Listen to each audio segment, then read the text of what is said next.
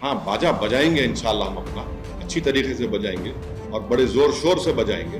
डटकर मुकाबला करेंगे और भारतीय जनता पार्टी को शिकस्त देंगे। लोग आपको भाजपा के साथ तो दिखाई देंगे, लेकिन वोट वो गठबंधन को ही करने जा रहे हैं। लोकसभा चुनाव के दंगल में सभी दलों ने अपने अपने दांव चलने शुरू कर दिए हैं। यूपी की बिसात पर दो अच्छे लड़कों की जोड़ी भी फिर एक साथ आ गई है। यानी सीट शेयरिंग के संग्राम को विराम देते हुए सपा कांग्रेस का गठबंधन फाइनल हो चुका है। कांग्रेस को यूपी में 17 सीटें मिली हैं। मिशन और मकसद ये कि हम लड़ेंगे साथ साथ। मुझे खुशी है ये जाहिर करते हुए कि उत्तर प्रदेश में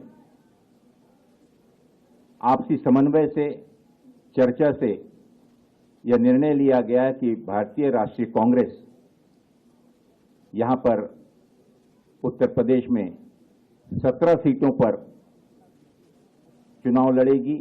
63 सीटें हैं।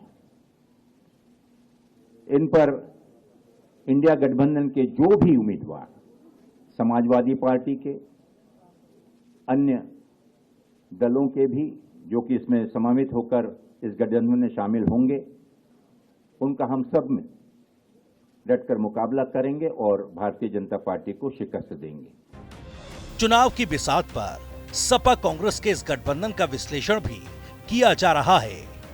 कहा जा रहा है कि इन दोनों दलों का मकसद मुस्लिम वोटों के बिखराव को रोकना है। राज्यसभा की 3 सीटों के रण से निकले जिन्न ने अखिलेश के लिए भी कलेश बढ़ा दिया है।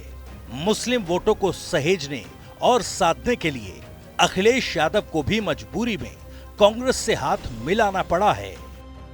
कि मैं सभी समाजवादी पार्टी के लोगों को, कांग्रेस के लोगों को बधाई देना चाहती हूँ कि गठबंधन आखिरकार अपने डेस्टिनेशन पे पहुंच गया है और आप देखेंगे कि इसके परिणाम बहुत ही अच्छे होंगे और सब लोगों का समर्थन मिलेगा। आने वाले चुनाव में लोग आपको भाजपा के साथ तो दिखाई देंगे, लेकिन वोट वो गठबंधन को ही करने जा रहे हैं। दरअसल सपा महासचिव सलीम शेरवानी ने जहां महासचिव पद से इस्तीफा दिया, वहीं बरेली आला हजरत दरगाह के प्रवक्ता और मुस्लिम जमात के अध्यक्ष शहाबुद्दीन रजवी ने तो सपा और बीजेपी पर मिलीभगत जैसे आरोप लगा दिए। वहीं सपा कांग्रेस के इस मेल में अब मायावती और ओवैसी के खेल की बात कही जा रही है।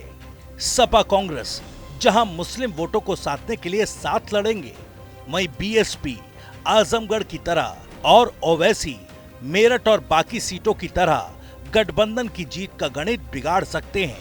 ओवैसी कह रहे हैं कि 2014, 17, 19 और 2022 तक मुस्लिमों ने सपा को खूब वोट दिया।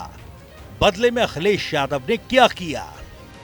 देखिए, अखिलेश यादव ने 2014 का चुनाव हारा बीजेपी के खिलाफ, 2017 का चुनाव हारा, 2019 का लोकसभा का चुनाव हारा, फिर 2022 का चुनाव हुआ 2022 का।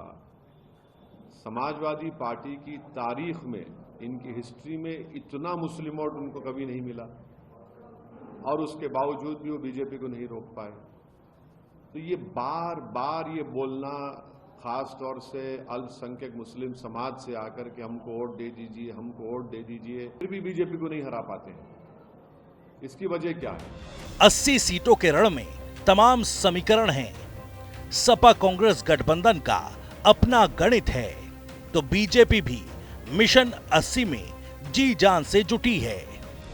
ये सब फिर भी कोई धरातल पर कोई सच्चाई नहीं है।